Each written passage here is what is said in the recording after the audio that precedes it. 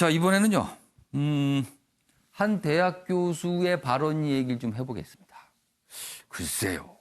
무슨 소신일까요? 아니면 무슨 실수일까요? 언론에서는 망언이란 표현도 등장을 하고 있습니다. 보시죠. 연세대 총학 그리고 동문들 위안부 매춘 망언 유석춘 교수 파면하라 이렇게 주장을 하고 있습니다. 유석춘 교수.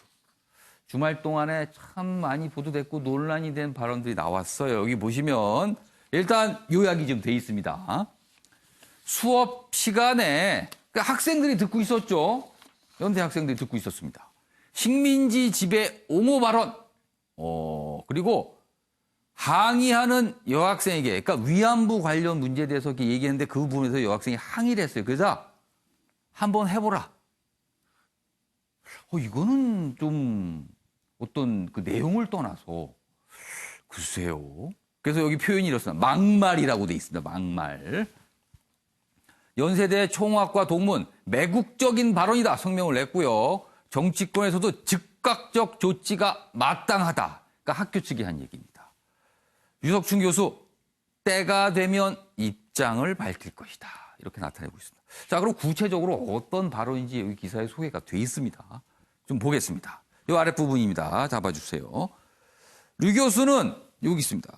위안부에 끌려간 여성들이 자발적으로 갔다고 보시는 거냐. 그러니까 여러 가지 막 식민지 얘기하니까 이렇게 질문이 나왔어요. 그렇게 보는 거냐. 그랬더니 지금도 매춘 산업이 있다. 거기 여성들은 자기가 갔어요. 부모가 팔았어요. 이렇게. 그러니까 자기가 갔다는 부분을 강조한 거예요. 그리고 또 있습니다. 결국은 비슷한 것이다. 그 사람들이 살기 어려워서 매춘업에 들어가게 된다. 그러니까 위안부 문제를요 매춘으로 연관져서 본 거예요.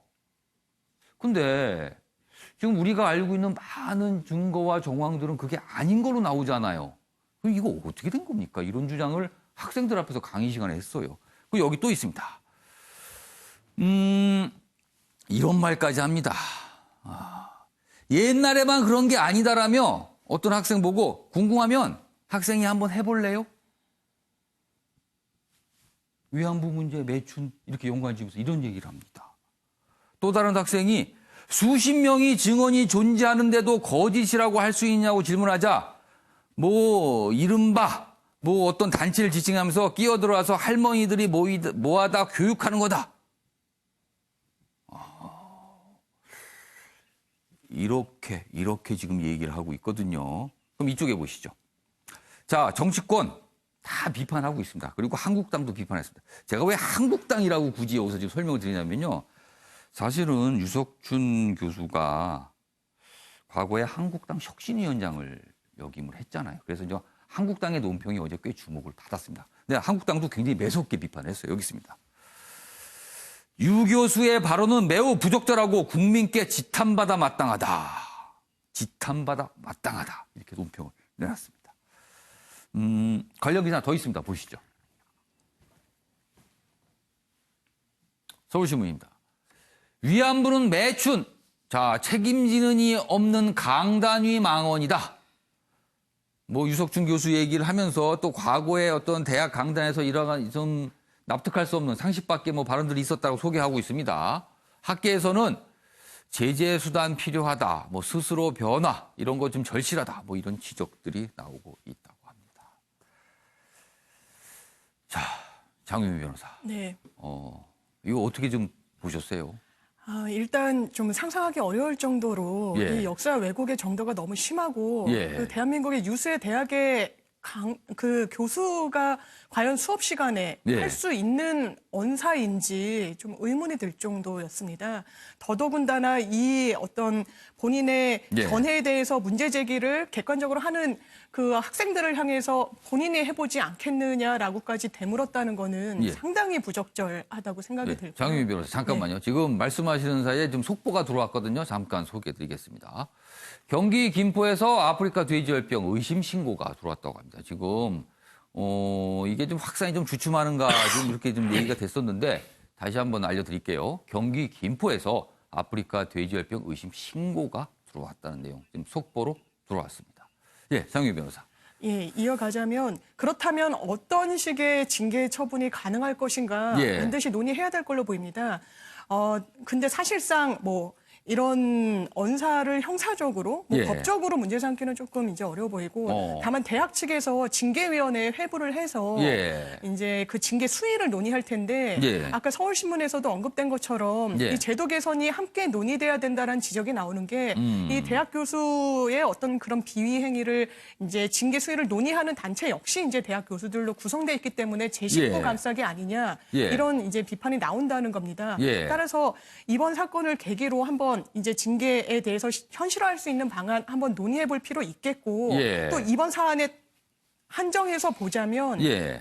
이 부분은 이미 이제 뭐 총학이나 뭐 재학생들 또 예. 동창생들이 파면을 요구하고 있어서 연세대 정관에도 뭐 부적절한 언행을 하는 거에는 예. 이제 징계를 내릴 수 있도록 규정을 하고 있기 때문에 예. 구체적인 징계 절차 논의되지 않을까 이렇게 생각됩니다.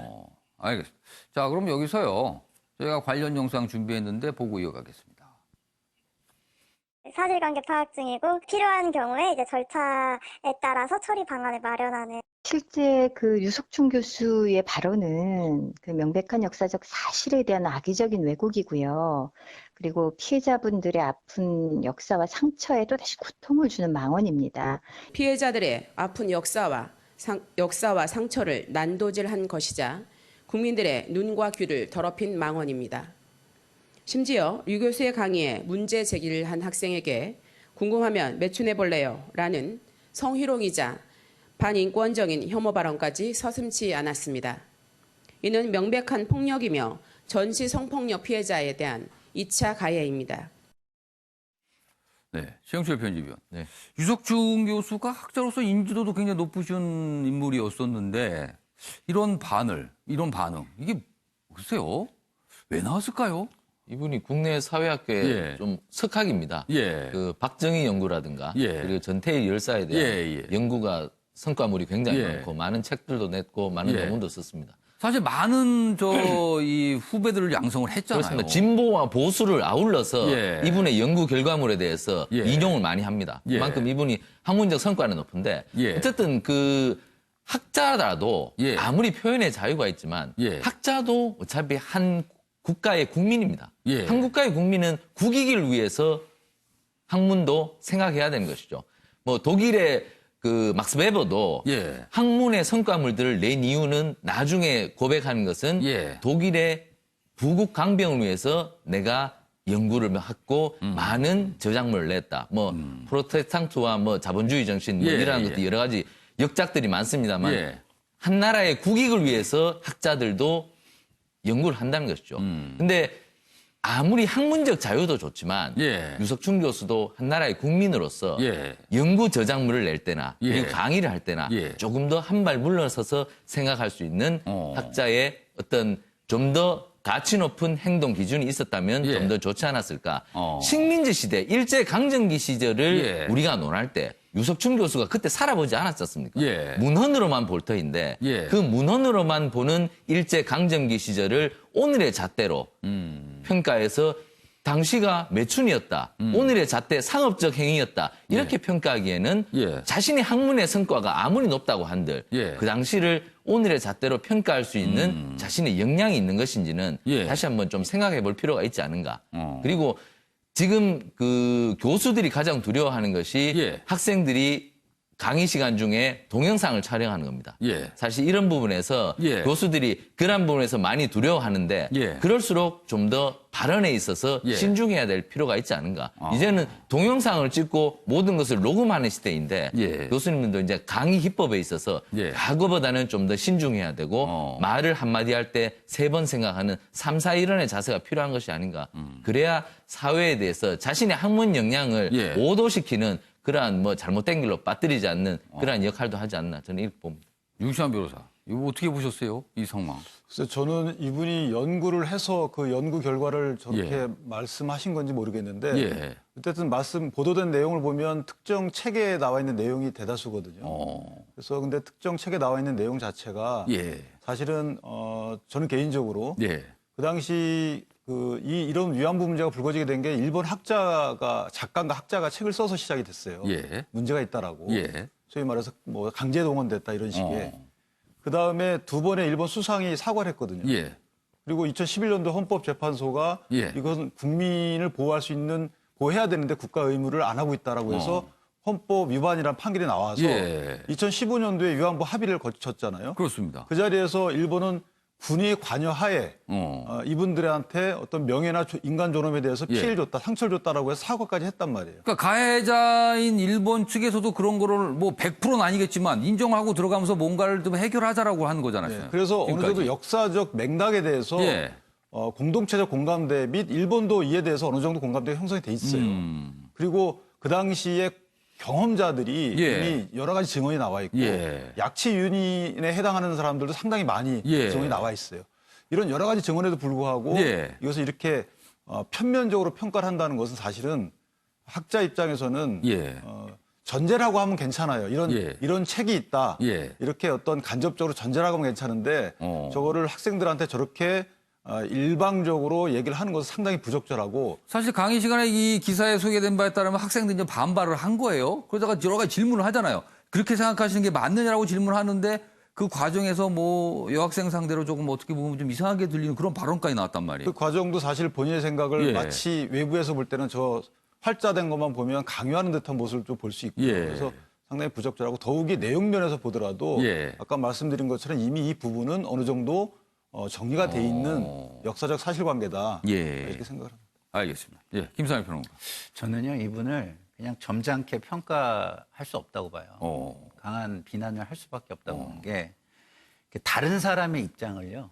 사례가 엄청 많을 수 있거든요. 근데 본인이 본 부분을 가지고 단정적으로 이야기하는 건 너무너무 잘못된 거예요. 어떻게 합니까? 그거를. 뭐 자기가 연구를 했는데 이런 사례도 있더라. 이렇게 얘기할 수는 있죠. 그렇지만 그걸 일반화 시켜가지고 단정적으로 얘기하면 그게 되겠습니까? 그리고 그거에 대해서 많은 사람들이 일반적으로 다른 팩트를 가지고 있는데 거기에 대해서 질문을 하고 반대 의견을 냈다고 해가지고 궁금하면 한번 해봐라? 도대체 이분은 가족 중에 여성이 없나요? 저는 굉장히 화가 나더라고요. 이거는요. 그 지적 우월감의 발로인 것 같긴 하지만 본인이 우월적 존재라는 걸 넘어서서 이런 발언을 했다는 건 굉장히 파쇼적 발언입니다. 이거는 진짜 용서되기가 어렵고요. 아주 절절한 사과가 만약에 없다면 이거는 사회적으로 강력한 지탄을 받아야 되고 상류층의 한 사람으로서 살아갈 자격이 없다고 저는 생각합니다. 지금 대학 측에서는 굉장히 좀 고민을 하고 있겠죠, 지금. 그래서 지금, 근데 이게 뭐 이 정도로 간단히 끝날 것 같지만 반발이 지금 계속 이어지고 있습니다. 알겠습니다.